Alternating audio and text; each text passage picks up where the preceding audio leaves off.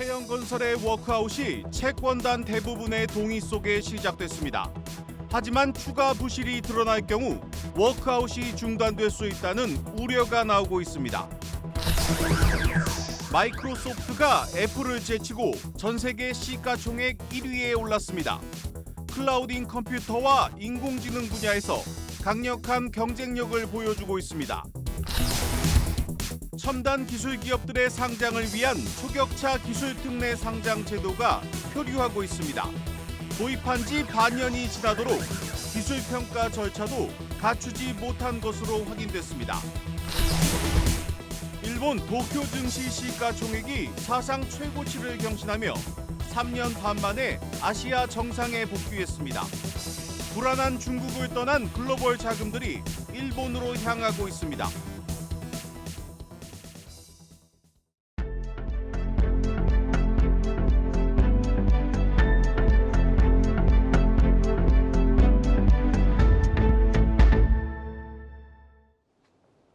뉴스 플러스 시작합니다.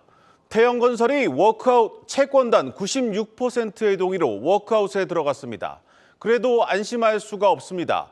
앞으로 3개월간 실사에 들어가는데 추가 부실이 드러날 경우 워크아웃이 중단될 수 있습니다. 또 태영건설은 실사 기간 동안 회사 운영에 필요한 5천억 원이 넘는 자금도 확보해야 합니다. 산 넘어 산입니다. 첫 소식 신동호 기자입니다. 산업은행은 채권자 협의회에서 동의율 96.1%로 태영건설 워크아웃 개시를 의결했습니다.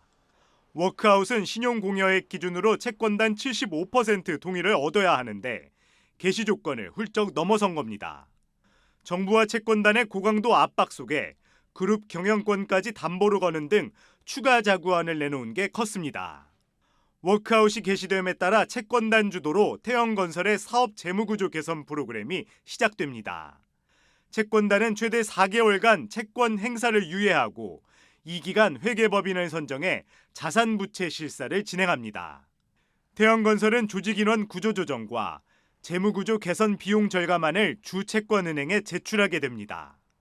주채권은행은 자금 지원과 채권 재조정 등을 포함한 경영 정상화 방안을 수립하고 오는 4월 11일 2차 협의회에서 확정할 예정입니다.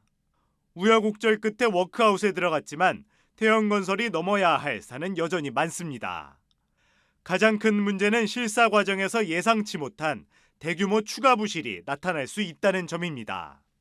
일단 이거 해줄까 말까에서 해줄까로만 결정한 거고, 이제 실사 과정에서 너네가 냈던 자구안 계획안이랑 너네가 보고한 현황 이런 거 진짠가 가짠가, 지금 실사하고 뭐 하는 단계에서 우발 채무 보고된 게 조금 달라질 수도 있고. 현재 태영건설이 참여 중인 부동산 PF 사업장은 60곳으로 채무 규모만 2조 5천억 원이 넘습니다. 실사 기간 중 회사 운영 등을 위해 필요한 5천억 원 이상의 자금을 확보해야 하는 점도 변수입니다. 워크아웃 개시로 금융채권 행사는 유예되지만 인건비와 공사비 지급 등 일반 상거래 채권은 만기가 돌아오는 대로 갚아야 하기 때문입니다. 결국 앞으로 나올 돌발 변수에 따라 태영건설의 워크아웃이 전면 중단될 가능성도 배제할 수 없습니다. 한국경제TV 신동호입니다. 미국 마이크로소프트가 장중 한때 애플을 제치고 전 세계 시가총액 1위에 올랐습니다.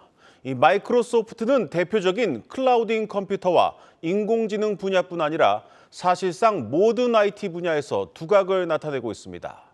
한편에서는 이 스마트폰 시대에서 인공지능 시대로 패권이 넘어가는 상징적인 사건이라는 해석도 나오고 있습니다. 박찬휘 기자입니다. 52주 신고가를 기록한 마이크로소프트가 장중 한때 애플을 제치고 전 세계 시가총액 1위 기업에 이름을 올렸습니다. 마이크로소프트가 애플의 시가총액을 뛰어넘은 것은 지난 2021년 11월 이후 처음입니다. 마이크로소프트는 생성형 AI와 클라우드 컴퓨팅 성장에 힘입어 지난해 3분기 매출이 전년 대비 13% 증가했고 4분기 매출도 16% 늘어날 것으로 전망되는 등 호실적 기대감에 주가가 급등했습니다. 엔비디아 역시 최근 새 AI 칩과 AI 사업 다각화 호재에 힘입어 미국 기업 시가총액 7위에서 5위로 도약했습니다. 한편 스마트폰 산업을 이끌며 시가총액 1위 자리를 지켜왔던 애플의 주가는 최근 한 달 새 4% 급락했습니다. 애플은 미중 갈등에 따른 아이폰 15 판매 부진과 애플워치 특허 침해 등 여러 악재 속에 매출이 4개분기 연속 역성장을 기록했습니다.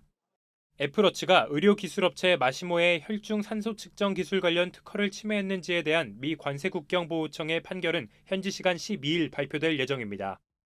IT 업계 주도 업종이 스마트폰에서 AI로 넘어가는 움직임이 포착되는 가운데 월가에서도 AI 관련 기업에 손을 들어주고 있습니다.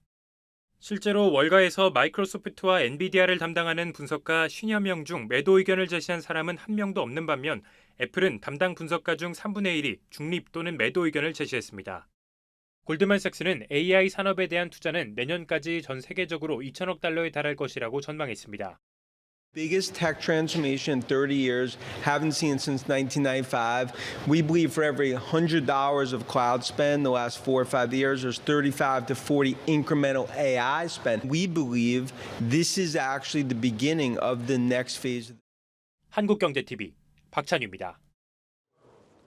납품 가격 갈등으로 직거래를 끊었던 쿠팡과 LG생활건강이 무려 4년 9개월 만에 다시 손을 잡았습니다. 중국 이커머스 기업들의 한국 시장 공략에 위기를 느낀 쿠팡이 이 태도를 바꾼 것이란 분석이 나오고 있습니다. 이제 관심은 반쿠팡 연대의 핵심인 CJ제일제당과의 갈등이 봉합될 수 있을지에 쏠리고 있습니다. 김예원 기자입니다. 쿠팡의 코카콜라를 검색하면 상품은 나오지만 로켓 배송으로 받아볼 수는 없습니다. LG생활건강 직거래 상품이 아닌 오픈마켓 입점 판매자 상품이기 때문입니다. 쿠팡과 LG생건은 지난 2019년 4월 납품 협상 과정에서 갈등을 빚어 거래가 중단됐습니다. 당시 LG생건은 타 온라인몰 판매가 인상, 할인 비용 전가 등 쿠팡의 불공정 행위를 공정위에 신고했고 공정위는 이를 갑질로 인정해 과징금 33억 원을 부과한 바 있습니다. 이에 반발한 쿠팡은 공정위를 상대로 시정명령 등을 취소해달라는 행정소송을 냈습니다. 긴 싸움을 이어오던 쿠팡이 이 판결을 일주일 남겨놓은 오늘 LG생건과 거래 재개를 발표했습니다. 이번 거래 재개는 양측이 모두 그 필요성을 공감했을 것이라는 분석이 지배적입니다. 실적 악화일로를 걷고 있는 LG생건은 매출 성장을 꾀하기 위해 판매 채널 확대가 절실했고 쿠팡의 입장에서도 생활용품 국내 1위 업체인 LG생건의 음료, 화장품 등 다양한 카테고리 상품을 취급할 수 있어 시너지가 크기 때문입니다. 특히 최근 중국 이커머스 업체 알리익스프레스가 국내 브랜드 애경, 유한, 킴벌리 등에 이어 LG생건 제품 판매도 시작하며 한국 공략을 본격화하는 데 따른 위기감이 작용했을 것이란 시각도 나옵니다. 알리가 한국에 크게 위협을 하고 있는 건 맞잖아요. 이게 지금 소비자들은 항상 찾는 물건이 없으면 다른 데로 갈 수도 있거든요. 그렇다 보니 중요한 물품 제품에 대해서는 공을 들이는. 이제 업계의 시선은 1년 반 넘게 이어온 CJ제일제당과의 갈등 향방에 쏠립니다.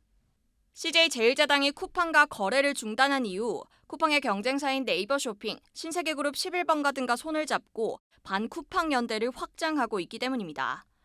CJ제일제당은 온오프라인 채널에서 판촉 행사를 강화하거나 전용 상품을 개발하며 쿠팡에 대한 압박 수위를 높여왔습니다.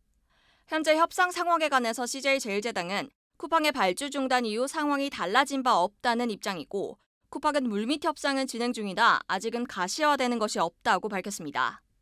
한국경제TV 김예은입니다.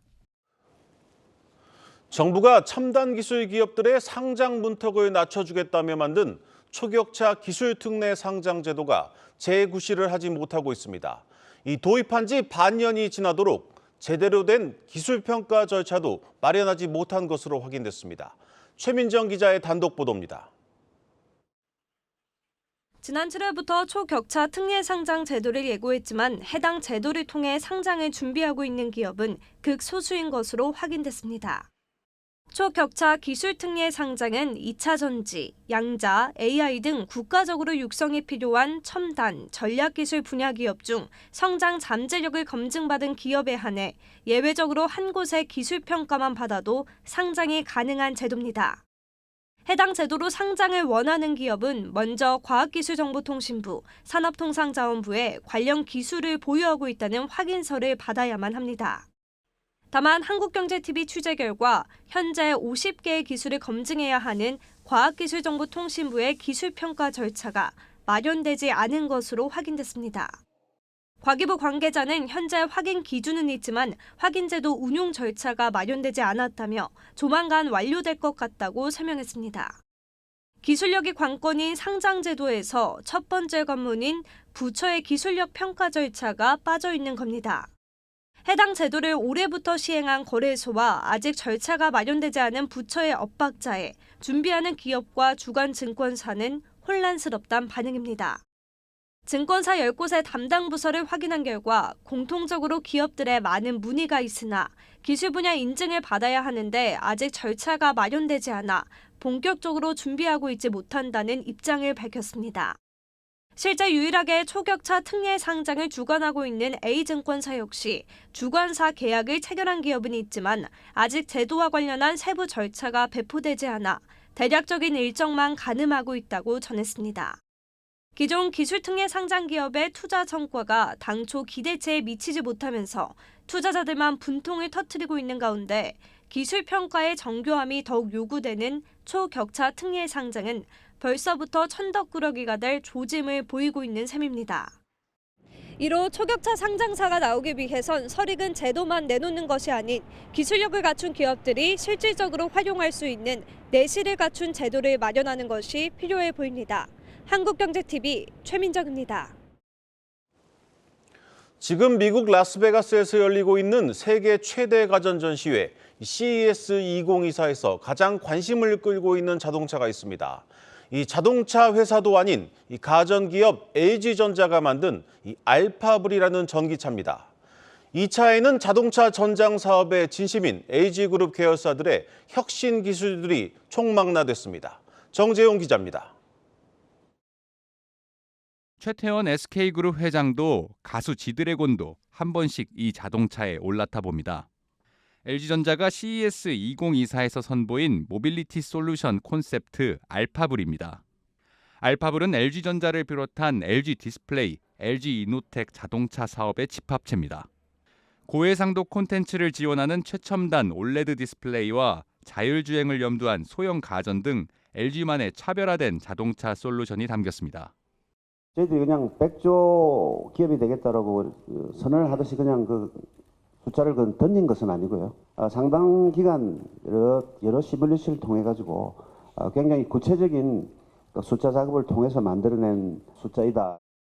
지난해 IT 산업 불황 직격탄을 맞은 부품사들이지만 모빌리티 사업 확대로 올해 재기를 노립니다.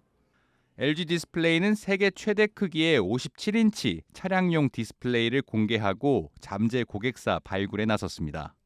소비 전력을 전작보다 40% 저감한 2세대 텐덤 올레드도 양산을 시작해 전체 매출에서 10%에 불과한 차량용 디스플레이 수익을 더 확대합니다.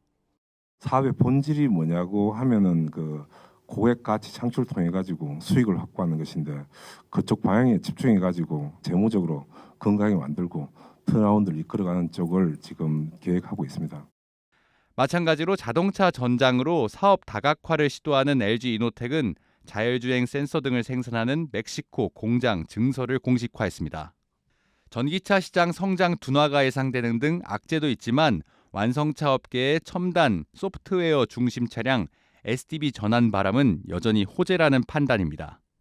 차량용 인포테인먼트부터 전기차 파워트레인, 디스플레이의 자율주행 센서까지 LG가 완성차 조립을 제외한 사실상 모든 자동차 사업에서 기술 혁신을 시도하고 있습니다. 한국경제TV 정재홍입니다.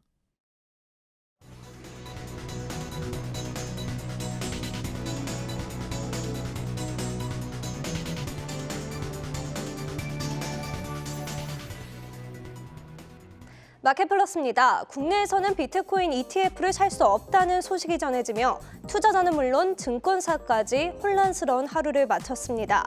관련주로 분류되며 전날 상한가를 기록했던 하나투자증권 보통주와 우선주 각각 15%, 19% 떨어진 걸 확인할 수 있습니다. 이외 우리 기술투자 위직트도 전날의 상승분을 반납했는데요. 전날 미국 증권거래위원회가 비트코인을 현물 상장 지수펀드 상장을 승인하면서 관련 관련주들이 급등했던 것과는 대조적입니다.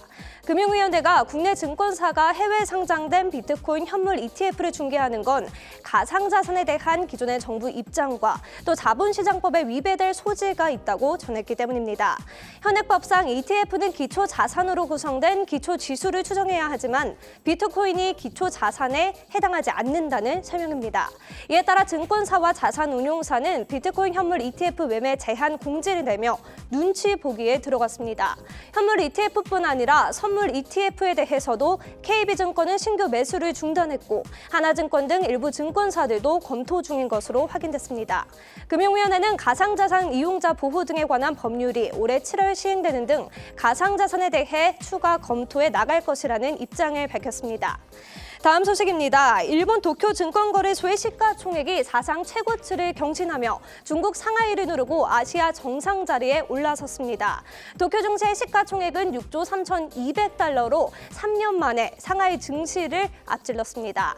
중국 경기에 대한 불안감이 커지며 해외 투자자들이 중국 대신 일본을 선택했기 때문입니다. 일본 증시의 대표 주가 지수인 니케이 225 지수도 1990년 2월 이후 33년 11개월 만에 처음으로 35,000대로 우뚝 올라섰습니다. 반면 일본과 대조적으로 국내 증시는 글로벌 금융위기 이후 연초 최악의 성적을 내고 있습니다. 9거래일 사이 코스피는 5% 가까이 하락했고 코스닥은 지수 방어에 성공하고 있는 모습입니다. 코스피의 하락세가 큰 이유는 외국인이 대형주를 중심으로 국내 주식시장의 비중을 줄이고 있기 때문입니다.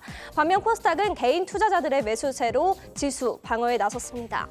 증권가에서는 연말 커졌던 금리 인하 기대감이 낮아지고 있고 또 삼성전자와 LG에너지솔루션 등 국내 대표 기업들이 4분기 실적이 시장의 예상치를 하회한 점이 외국인의 이탈 요인이라고 설명했습니다.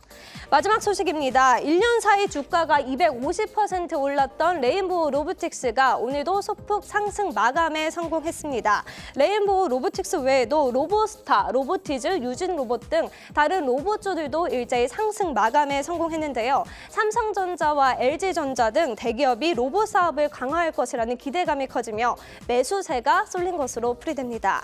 증권가에서는 로봇주에 대한 상승 열기가 이어질 것이다 이렇게 내다보고 있는데요. 취재를 종합해보면 협동로봇, 또 물류로봇, 로봇 부품 분야 내 기업들의 상승세가 두드러진다고 평가했습니다. 실제 유진투자증권 자료에 따르면 로봇 사업 관련 MOU 체결 건수는 2022년부터 지속해서 상승세를 보이고 있는데요. 2023년에는 100여 건으로 증가한 걸 확인할 수 있습니다. 담당 애널리스트는 과거 사이클을 토대로 좀 살펴보면 올해 상반기가 로봇 업황이 좋은 시기가 될 것이다 라고 분석을 했는데요. 국내 로봇 산업의 본격적인 로봇 사업화 흐름이 이어지고 있다 이렇게 설명을 했습니다. 다만 아직 로봇 기업들의 실적과 밸류에이션의 괴리가 큰 만큼 대표 기업 중심으로 접근하는 것이 가장 유효하다고 덧붙였습니다. 지금까지 마켓플러스였습니다.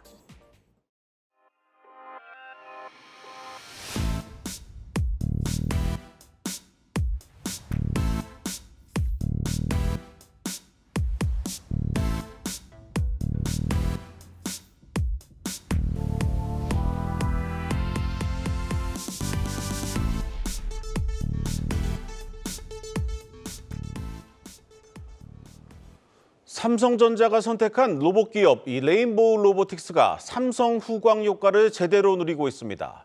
지난해 이미 사상 최대 실적을 냈는데 이 삼성과의 협력 올해부터 본격적으로 시작입니다. 배창학 기자입니다. 레인보우 로보틱스가 지난해 사상 최대 실적을 거뒀다고 밝혔습니다. 매출은 210억 원, 영업이익은 36억 원으로 전년 대비 각각 50%, 280%씩 급증한 것으로 추정됩니다. 국내 로봇 기업 가운데 드물게 2년 연속 흑자를 올리고 있는 것입니다. 협동 로봇이 개발이 완료가 돼서 시장에 나와서 이제 한 3년 만에 저희가 다시 흑자 구조로 바뀐 상황이 됐습니다. 국내의 어떠한 로봇 회사 못지않게 이익을 내고 있는 회사라고 좀 더 봐주시면 좋을 것 같고요. 지난해 3월 지분 14.83%를 확보해 2대 주주가 된 삼성전자 효과도 컸습니다. 레인보우 로보틱스는 지난해 8월 삼성그룹 사내식당을 운영하는 삼성 웰스토리와 업무 협약을 체결했습니다. 현재 삼성그룹 사내식당에서는 급식을 조리하는 협동 로봇과 음식을 나르는 서빙 로봇이 사용되고 있습니다. 삼성과의 협력은 올해부터 본격화됩니다. 레인보우 로보틱스는 삼성전자와 삼성전자의 반도체, 가전 제조 공정 자동화를 위해 협동 로봇을 연구 개발 중인 것으로 알려졌습니다. 하드웨어는 저희가 담당할 수밖에 없고 소프트웨어적인 파워는 삼성이 훨씬 더 강하기 때문에 그런 거를 이제 같이 버무려가지고 그런 솔루션을 제공하려고 하는 것이죠. 이 대표는 올해 매출과 영업이익 모두 2배 이상 늘리는 것을 목표로 하고 있습니다. 삼성은 2029년까지 최대 주주 지분을 인수해 레인보우 로보틱스 주식 60%를 확보할 수 있는 콜옵션을 행사할 수 있습니다. 한국경제TV 배창학입니다. 매년 그렇지만 올해는 이 투자 전략 세우기 매우 어려운 한 해입니다. 먼저 길었던 긴축의 시대가 끝나는 해라는 점, 또 전 세계 주요 국가에서는 정치 지형의 변화를 가져올 이 굵직한 선거들도 있습니다. 여기에 곳곳에서 전쟁의 불안감도 감돌고 있는 상황입니다. 이런 어려운 상황에 주로 고액 자산가들을 상대하는 프라이빗 뱅커들은 어떤 투자 전략을 가지고 있는지 궁금해집니다. 김동아 기자가 만났습니다. 고액 자산가를 관리하는 프라이빗 뱅커들은 주식은 지난해 부진했던 반도체 업종을, 채권은 전략 자체의 변경이 필요하다고 말합니다. 이들은 올해 통화정책의 변화와 함께 미국을 포함한 각국의 선거, 전쟁을 포함한 지정학적 불확실성이 높아지면서 작년과는 또 다른 행보를 조언합니다. 우선 금융업계에서는 올해도 어김없이 채권에 대한 관심도가 높을 것이라고 설명합니다. 지난 11일 한국은행이 내놓은 통화정책 방향 의결문에 추가 인상 필요에 대한 언급이 빠졌는데 이로 인해 금리 인하 가능성과 함께 채권 투자 매력도 덩달아 높아졌다는 겁니다. 실제로 포트폴리오도 지난해보다 채권의 비중을 더욱 늘릴 전망입니다. 투자 비중은 늘리지만 작년과 달리 채권 만기의 장단에 모두 베팅하는 전략을 추천합니다. 기존의 투자 전략이 모든 만기의 채권에 분산 투자하는 식이라면 올해는 초단기 채권과 초장기 채권에만 투자하는 바벨 전략을 구사하라는 것입니다. 금리가 우리 뜻대로 하락하지 않고 상승한다 그래도 단기에서 어느 정도 이제 수익을 낼 수가 있고 하락하면 장기에서 캐피탈 게인을 볼 수도 있다. 주식의 경우엔 지난해 부진했던 반도체 소부장에 주목하라고 추천합니다. 지난해 실적과 주가가 모두 바닥을 찍었기 때문에 올해는 상승할 여력이 충분하다는 겁니다. 23년도를 저희가 회귀해서 봤을 때 이제 AI의 하드웨어 기업들, 엔비디아가 대표적이 될 수 있습니다만 올해 같은 경우는 이제 하드웨어보다는 소프트웨어 관련 기업들을 좀 긍정적으로 보고 있고 전문가들은 올해 투자 시장에 상하방 요인이 모두 공존하고 있어 지표들을 민감하게 확인해 대응하는 자세가 필요하다고 강조합니다. 지금 전쟁 중인 국가들이 있기 때문에 유가에 대한 변동을 좀 지켜보셔야 될 것 같고요. 작년 대비 올해의 경제 성장률 자체를 낮추어서 예상을 하고 있는데 그 예상치보다 못하다거나 생각보다 나쁘지 않다거나에 따른 시장이 또 민감하게 또 반응을 할 수 있을 것 같거든요. 한국경제TV 김동호입니다.